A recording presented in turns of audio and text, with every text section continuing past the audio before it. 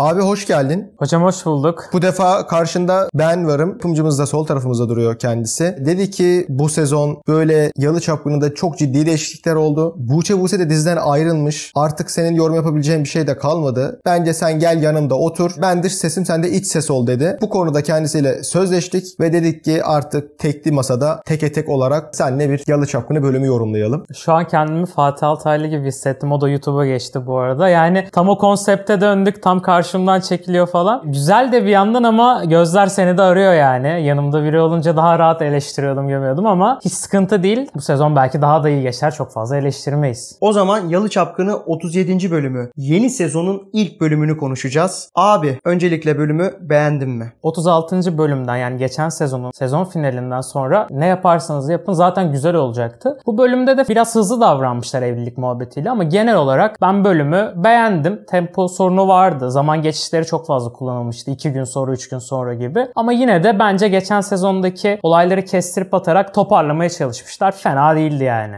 Bence de dramatik olarak çok zayıf bir bölümdü. Zaman atlamalarıyla birlikte yani sadece evliliğe odaklanmışlar. Aslında 37. bölüm eşittir Ferit ile Seyran'ın evliliği. Bu konu başlığı üzerinden bir bölüm hikayesi yaratılmış. Dramatik açıdan yetersiz bir bölümdü ama fanları bayağı memnun eden bir bölümdü. Çünkü hepimiz aslında diziyi izleyen herkes Ferit ve Seyran'ın tekrardan evlenmesini, bu defa anlı şanlı bir düğün yapılmasını ve günün sonunda Ferit ve Seyran'ın da halvet sahnesini aslında birçok insan görmek istemişti. İlk defa bu kadar işveler, cilveler falan filan da gördük. Daha önce de oluyordu ama ilk defa bu kadar samimi bir şekilde gördük Ferit ve Seyran'ı. Bence cringe sahnelerde onlara da değiniriz. Ama genel olarak bölüm tempo olarak sorunlu ama senin de dediğin gibi fanları memnun eden ve geçen sezonun son sezon finaline göre belli bir şekilde kotarılmış bölümdü. Sen ne düşünüyorsun hocam? Ben bölümden çok sıkıldım. Hocam dizi final yapmadı mı? Hani 14. bölümde de final yaptı demiştik ya. Burada da sanki son sahneyi çıkar. Çok güzel bir final bölümü bu arada Yalı Çapkını için. Herhalde bir yaz arasından sonra girdiğimiz için falan bilmiyorum. Yani ben bu bölümü izlerken bayağı sıkıldım. 1,5 saate yakın hastanede geçti hikaye ve artık dedim ki ben izlerken hadi yeni bir şey olsun, hadi yeni bir şey olsun. Yani beni o konuda biraz fazla sıktı diyebilirim. Klasik bir sezon başlangıcı olduğu için o da hani bana çok sahici gelmiyor. Her şeyi unutalım, yeni bir sayfa açalım mantığı. Zaten senarist değişikliği, yönetmenin tek yönetmene düşmesi, yan karakterlerin dışarı çıkması falan derken böyle bir hamle yapılması gerekiyordu ama bunlar çok hızlı gerçekleştiğini düşünüyorum. Yeni baştan dizi yaratıldığı gibi algılamışsın. Doğru ve bu da her izleyiciye geçecek diye bir şey yok. Nitelikli izleyici aslında bunun bir sorun olduğunu fark edebiliyor. Şimdi şöyle, dizi ilk açıldıktan sonra yani uçakla geldi havalanına falan derken ilk diyalogtan önce şöyle bir kadraj görüyoruz. Bu arada bunu koyacağım oraya. Kadrajda sol tarafta Korhan ailesi var. Herkes siyah giymiş durumda. Ortası tamamen bir boşluk. Sağ tarafta da Seyran'ı görüyoruz. Aslında bu tamamen bütün önümüzdeki sezonda ne göreceğimizin bize hikayesini verdi gibi geldi bana ilk kadraj. Seyran Korhanlara karşı bir savaş verecek. Kendisi de aslında yeni bir Korhan olmuş olsa da. Ferit de zaten yoğun bakım tarafında sağdaydı. Sanki Ferit Şanlı ailesi Korhanlara karşı gibi bir şey görecek miyiz? Ya bu sezon kesinlikle öyle olacak. Zaten Ferit'in Kazım'la bu bölümkü diyalogları acayip hani yakında, hiç olmadıkları kadar yakın oldular birbirlerine. Yani o kız isteme sahnesindeki muhabbetler falan hani zevk bile alıyordu hani Ferit bu Kazım Ağa'nın gömmesinden Halis Ağa'yı falan. Tabii ki de artık zaten onu oğlu gibi de gördüğünü yine belirtti bu bölümde Ferit'i. O yüzden de dediğin gibi iki taraf arasında çatışmalar olacak. Bu sezon Halis Ağa da Ferit'i birazcık yanına çekerek aslında savaş verecek aralarında. Yılda geçecek bir sezon bizi bekliyor. Yalı Çapkını mı ilk başta dediğimiz gibi sil baştan yeni ikili senarist ekibiyle birlikte farklı bir yola doğru da gidiyorlar. Çok fazla senarist tercihi gördük. Halis Ağa'nın ölmemesi olsun. Pelin olayına daha hiç girmemeleri olsun. Ferit bunu herhalde biraz geç öğrenecek. Tarık olaylarının üstünün süpürülmesi olsun. Evet, gerçekten sil baştan oldu ve tabii ki de Tarık olaylarını hemen attığınız için bölümü çok aksattı bu kısımlarda. Yok ne oldu, yok çözülecek mi, çözülmeyecek mi? Ana hikayeden biraz koptuk. Ferit'in sağlık durumundan koptuk. O yüzden biraz hastane sahneleri de uzamak zorunda kaldı. Öncelikle yeni kan, yani yeni senaristler bence dizinin dünyasına oturmamışlar. Birincisi Halis Ağa çok pasifize edilmiş. Halis Ağa gidecek, marabalar dediği Kazım'dan bildiğin kız isteyecek, dayatmalarına karşı boyun eğecek. Bu bir defa karakter gerçekliğine aykırı. Biz bu karakteri böyle bilmiyoruz. Bir. İkincisi, Seyran her zaman çekinik bir karakterdi. Halis Ağa'dan ve o aileden çekinen bir karakterdi. Hiç diş gösteremeyen bir karakterdi. Ama görüyoruz ki bu defa direkt o aileye bir diş gösterme var. Yani siz istemeseniz de ben sizin gelininiz olacağım, Ferit'i bırakmayacağım şey var. Bu bir defa Seyran'ın yetiştiği kültüre aykırı. İkinci defa Seyran'ı ilk sezonda böyle bir şey de görmedik. olayı hani çok ciddi bir olay olmuş olması lazım ki Seyran onlara bir diş geçirsin. Ama oldu. Ferit vuruldu ama Ferit ailesi yüzünden vurulmadı ki. Ferit kendi hatası yüzünden vuruldu. Ne dedi Kazım? Ne dedi Orhan? Gitme dedi Başınıza yani. bela olacak bunlar dedi yani. Aileniz sizi uyarmış. Siz sonucunda böyle bir vurulma sahnesiyle karşı karşıya kaldınız. Şimdi bu noktada Seyran'ın böylesine değişimi çok geçmedi. İkincisi.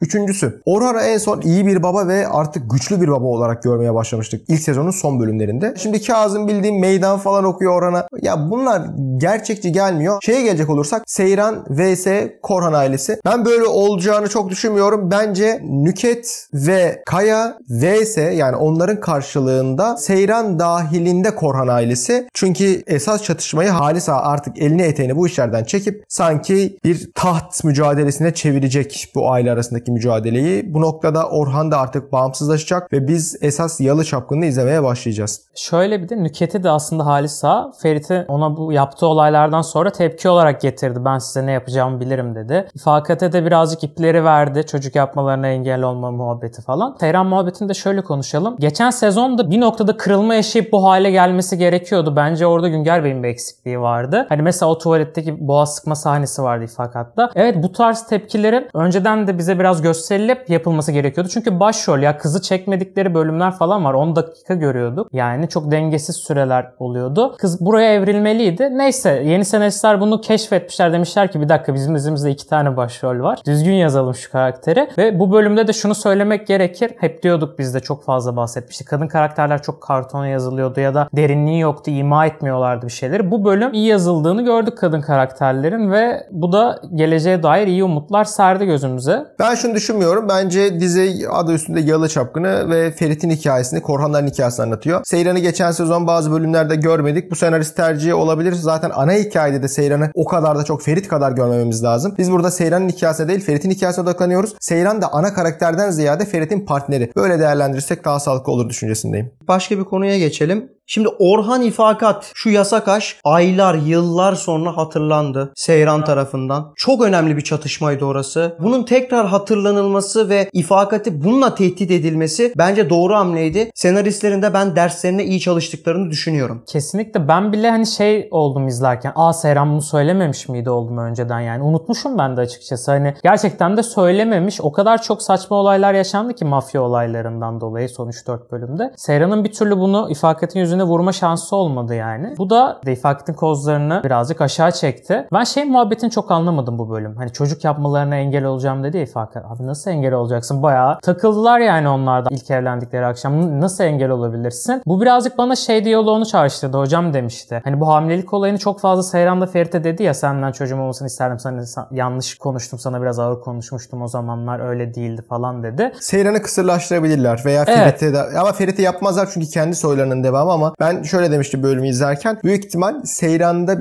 bir şey içirecekler, bir şey yedi, ya bir şey yapacaklar. Seyran'da bir sıkıntı çıkacak, çocuk olmayacak. Bu noktada da ailenin devamı için, yani sonuçta Halis Korhan'ın bir torunu olmak zorunda ki çünkü diğer erkek çocuk da vefat etti. O noktada Ferit'in mutlaka bir erkek çocuğu olması lazım. Bu Anadolu geleneğinden gelen bir aile zaten. Hani erkek çocuk çok güçlüdür kafasında bir aile. O yüzden Ferit büyük ihtimal belki de ikinci sezonun sonlarına doğru bir başka kadın karakter eklenerek yeni bir çocuk yapılabilir ve belki de eve Yeni bir kuma mı yoksa? yeni bir kuma gelebilir.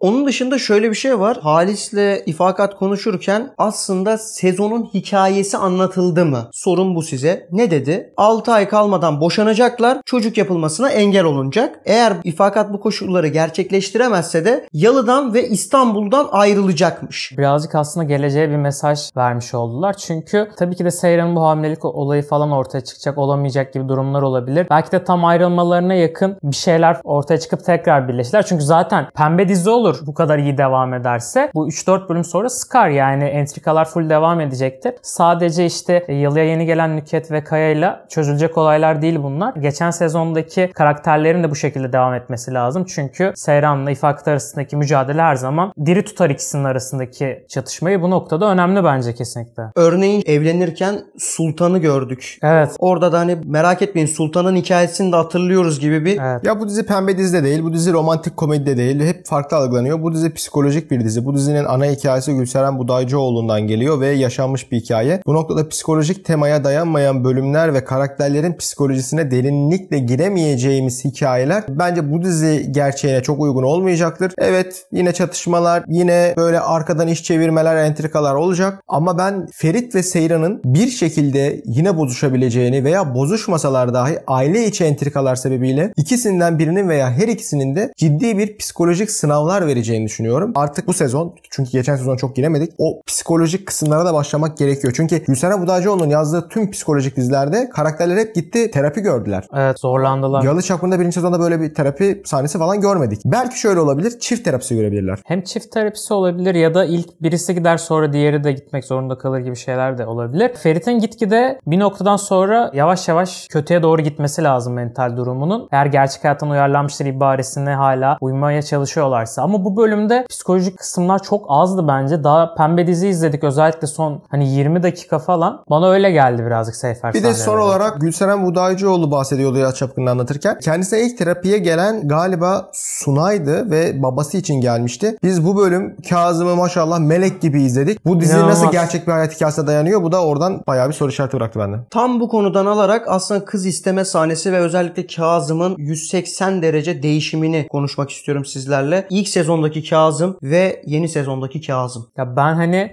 noktasını kadar düşünmedim Seyran'ı vereceğini. Çünkü biraz onlarla dalga geçip kafa bulup ondan sonrasında da birazcık ders vereceğini düşünmüştüm ama o da yaşanmadı. Direkt fragmanda gördüğümüz şekilde evlendiler. Ben bunun rüya sahnesi olacağını düşünüyordum. Ferit'in komada gördüğü mutlu bir hayal olarak olacağını düşünüyordum. Ama çok hızlı gerçekleşti her şey. Ne değiştirdi bilmiyorum. Çikolata muhabbeti falan bile çok acayipti baktığımızda. Yok kahveleri içelim bilmem ne. Biraz ilk bölüme de çok paralel sahne yaptılar. Ferit emin misin hangi kızı istediğine falan bilmem ne tarzında. Ya komedi dozunu ayarlamışlar orada ama gerçekliğe aykırıydı o sahnelerde Çok aykırıydı. Niye? Çünkü bak Kazım evet Ferit'i seviyordu ama biz ne zaman Kazım'la Ferit arasındaki tatlı uyumu gördük? 15. bölümden sonra gördük. Marabalar sahnesinden sonra Ferit aslında dedesinden yana değil Kazımlardan yana taraf almaya başladı. Çünkü Seyran'ı ancak o şekilde elde edebilirdi. O noktadan sonra bir 4-5 bölüm hatta Kazım'ın vurulduğu bölüme kadar aslında çok indili çıktılı gidiyordu aralarındaki ilişki. Kazım vurulduktan sonra o 3 bölüm 4 bölüm boyunca Kazım ve Ferit arasındaki ilişki çok iyiydi. Ama abi biz ilk sezon son 5 bölümde resmen Kazım'ın Ferit'e tokat attı bu adam en son. Şeytandı ya Kazım. Şeytan Kazım'dı. Kızlarını yine dövüyordu ediyordu. Bir anda Ferit vuruldu diye geldi. Kardeşim tamam sen duygusalsın Ferit'i de seviyorsun ama siz en son çatıştınız ve sen bu kızı Saffetlere verdin. Bu arada sen İhsanlara kızı verdiğinde çok memnundun. Ne oldu da ikinci sezonun başında beni o delilerle muhatap ettiniz, beni o delilerin eline verdiniz falan diyalogları yaşandı. Bu senaristin pek dersine iyi çalışmadığını gösterir. Bir de Pelin'in annesiyle mevzularım vardı. Hemen şimdi onlara laf da çarpıttım falan. Ne oldu ilişki? Aynen öyle. Burada senarist dersine iyi çalışmış dediniz ama çalışmamış. Ben gidip de atıyorum 1. sezonun 13. bölümde yaşanan bir diyaloğu alıp 2. sezonun 1. bölümünde görmek istemem. 1. sezonda tamamlanmamış hikayeler vardı. Pelin konusuna girmen lazım. Bu kız geçen sezon Afra'dan bile bazen daha fazla ekran yüzü oldu. Ne oldu abi? Bu oldu mu öldü mü? Tamam diziden çıktığını biliyoruz ama ne oldu? Evet onun haberini 2. bölümde alır inşallah. Çünkü 2 haftalık bir süre geçti neredeyse. Süre geçişleri de çok fazlaydı senaryoda. Acaba Ferit'ten gizliyorlar mı bu olayı onu çok bilemiyorum. Yoksa gerçekten hiçbirinin haberi yok mu? Korhanlar hep çok büyük falan diyoruz ya. Bir de biraz da elleri kolları da kuvvetli. Sertere yaptıkları olayı biliyoruz.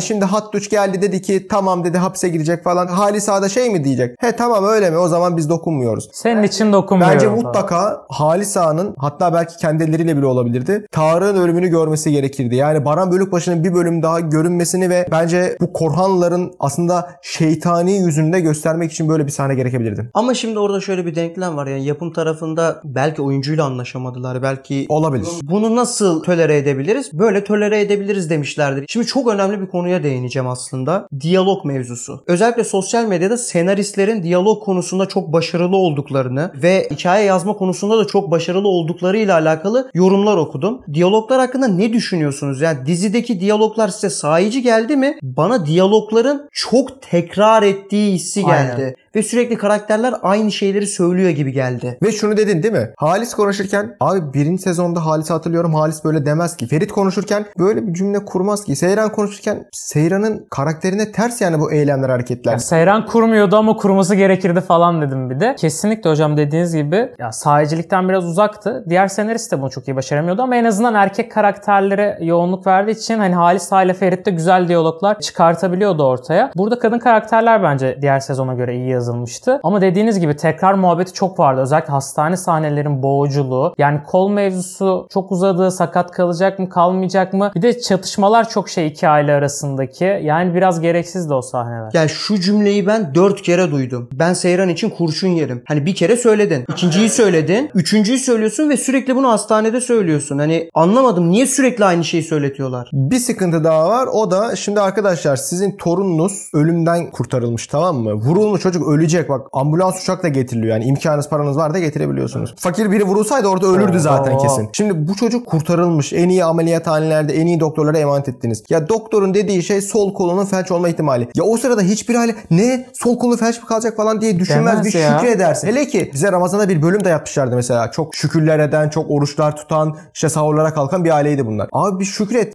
Gitsin ne bileyim şükür namazı kılsın Orhan Morhan. Ne sol kolu felç mi kalacak? Kardeşim çocuk ölümden kurtarıldı. Burada bir hayatın gerçekliğine ve karakter gerçekliğine aykırılık var. Ve şöyle düşün. Birkaç gün önce oğlunu kaybetmişsin. Diğer oğlunu. Evet. Tabii. O tamamen unutuldu. Bir hafta 10 gün olmuştu hani diğer sezonuna baktığımızda. Çünkü bölümler çok hızlı ilerledi geçen sezon. O noktada Ferit kurtarılmış. Kardeşim bir şükret. Ne sol kolu falan bir şey olacak. Oraya en son düşünürsün. Hani yok Ferit sol kolu olmadan yaşayamaz. De sol kol mevzusu. Doktor geldi dedi ki sol kolunu kullanma ihtimali var. 2 saniye geçti. Seyran Ferit'in yanına gitti. Ferit sol kolumu hissetmiyorum. 2 saniye geçti tekrardan sol kol mevzusu. Doktor geldi sol kol mevzusu. Kardeşim anladık sol kol mevzusu da bari sol kolunu kullanamayan karakterin de devamlılığını tutabilseydiniz. Bir de bölümün ilerleyen kısımlarında da o sol kol mevzusu devam etti. Tek kolla da ben taşırım işte bilmem ne. Sol kolunu da kullandı bu arada Ferit bazı yerlerde. Devamlılık sıkıntısı vardı. Evet onlar gözden kaçmışlar birazcık. Yeni sezonun heyecanına veriyorum ama çok acayipti dediğiniz gibi tekrarlar sıktı ve psikolojik kısmı çok azdı bu bölümde. Psikolojik dram kısmı azdı. İşte dediğimiz gibi Orhan'ın bir odada ağlarken İfakat tarafından teselli edilmesini görebilirdik. Bir oğlumu daha kaybetmek istemiyorum tarzında. Ve Halis Ağa'nın da kendi yaptığım şeylerin aynısını şimdi yaşıyorum. Ben zamanında birini sakat bırakmıştım. Şimdi kendi torunum sakat kalabilir tarzında duygusal sahneler izlemeliydik. Derinlikleri bence azdı. Evet abi öyle bir paralel hikaye vardı. Buna hiç girmediler. Bir ikincisi yani Ferit iyileştikten sonra desene dedi ya sizden bir şey rica edeceğim. Ben Seyran'la evleneceğim diye Halis de yanındaydı. O noktada Halis odaya gitti ve Orhan'a ne dedi? Keşke ölseydi de diyecektim dedi yani. Bence bu Halis karakterinin gerçeğine ve tutarlılığına o kadar uygun ki. Yani gidip Kazım'ın ayağına gitmektense asla o öneriyi reddedip asla torunun dediğine gelmeyip ya bir şey derdi yani. Zaten senin yüzünden buradayız. Halis Han nasıl ezilebilir böyle bir karakterin karşısında? Yani hani senarist gerçekten karakter hikayelerine hiç odaklanmamış gibi geldi bana. Bir de benim dikkatimi şu çekti. Seyran kanlı elbiseyle nasıl yoğun bakıma girdi ya? Abi izin vermezler ki steril değil. Kan var kan yani hiç mi kimse demedi? Bir de Afra bu bölüm 4-5 duyguyu bir arada oynamaya çalıştı. İlk başta çok hüzünlü, ikinci başta çok endişeli, üçüncü çok işveli, cilveli falan. Bu bölümü kaldıramamış gibi hissettim. Seyfer sahneleriyle alakalı neler düşünüyorsunuz onu merak ediyorum. Afram diyecektin herhalde çünkü bu bölüm gerçekten çok fazla karakterden çıktılar. Bazen gerçekten Afra Saraçoğlu konuşuyor gibiydi tepkiler. Mert'te de bölüm başında ilk başlarda biraz sıkıntı vardı. Yani biraz reji de çok salmış o noktada. Genel olarak bir kolej havası vardı ama sezonun ilk bölümü diye de birazcık o bırakmışlar kontrolü elden gibime geldi. Çok fazla böyle hani dizi bir noktada erotikleşmeye de başladı. İnternette özel sahne bekliyordu insanlar gerçekten bir noktada. Çok cringe bir sahneydi. Yani evet. Birinci sezonda hani Günger'in hakkını vermek lazım. Onun dozajını çok iyi ayarlıyordu. Evet onda iyiymiş gerçekten. Seyfer sahneleri. Evet ya o sevişme sahnesi hep beklenen bir şeydi. Evet geç kaldı ama bu bir zaten hikaye tekniğidir. Yani çok beklenen bir şeyi hep geciktirirsin ki en yüksek doyumu o zaman alabilesin. Yani şimdi ikinci sezon birinci bölüm 10 dakika falan o ayaktan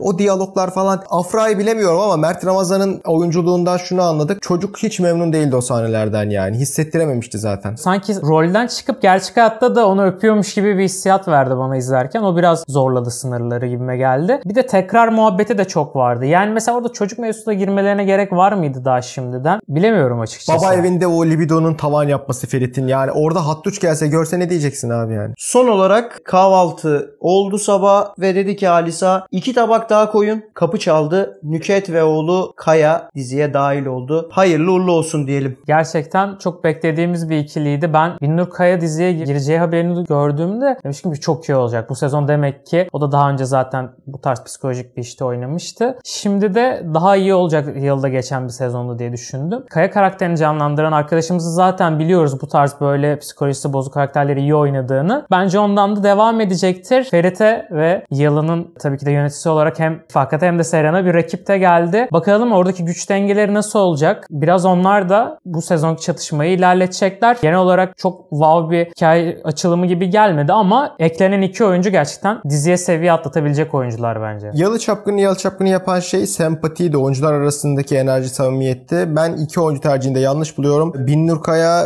çok soğuk ve ekrana pek de o sempatiye, enerjiyi veremeyen biri. Tarık Emirtekin zaten hep öyle. Genel karakter gereği soğuk ve ben birçok Yalı Çapkını izleyicisinin bu sahneler çoğaldıkça, evdeki o entrikalar arttıkça bunlar da aynı şeye sarptılar deyip kanal değiştireceğini düşünüyorum ki karşılarında Kızılcık Şerbeti gibi güçlü bir rakip varken ben olsam ben de değiştiririm. Yani bence fanları yeni hedef alacağı iki kişi onlar gibi gözüküyor bu sezon. Ama çok soğuk iki karakter. Yani hocam sence enerjileri yansıyor mu yani? Ben Binnur Kaya konusunda öyle düşünmüyorum. Ben Haro Emir için kafam karışık. Senin de dediğin gibi abi şey avantajı yaratabilir işte. En kötüsü bu çok kötü. İşte bunu cephe alalım seyirci tarafından gibi bir hissiyat olabilir. Ama şu an sanki dizide bir kötü karakter sorunu oluşacak Net gibi bence hissediyorum ben. Bence bu eklenen iki karakterde hani Kaya karakterinin duygusal olacağını biliyoruz. Dışarı ilk bölümlerde birazcık Yalı'ya adapte olamadığı için sert davranabilir ama hem Binnur Kaya'nın canlandırdığı Nükhet karakteri hem de Kaya karakterinin ben bir noktadan sonra aslında çok da kötü olmayacağını düşünüyorum. Ama şöyle bir şey var. Bu da ilerleyen bölümlerde şuna sebep olacak. Artık Pelin yok. Pelin'in annesi yok. Kötü bir karakter de yok çünkü Seyran'ın babası da bayağı iyi bir karaktere dönüştü. Dediğin gibi bir evil kişi lazım. O bence ifakat değil. Onu yaratmaları gerekecek. Tarık bence Baran Bölükbaşı hakikaten çok iyi oyuncuydu. Hem sempatisiyle hem de kötü karakteriyle. Ben o gemenin yerinde olsam kesinlikle bir işte tıpkı Mert Ramazan'a verdikleri şans gibi başarı olarak değerlendirirdim. Bir de fragmanı konuşalım. Çok kısa. Nükhet ve oğlu üstünden bir çatışma göreceğiz. Zaten bunu konuştuk. Makam mevki çatışması. Evet. Kim Yalı'da en büyük olacak? Bir de tabii benim abimin nasıl yerine oturabilir üstünden bir çatışma olacak. Ferit tarafında Kaya ile bir çatışma. İfakat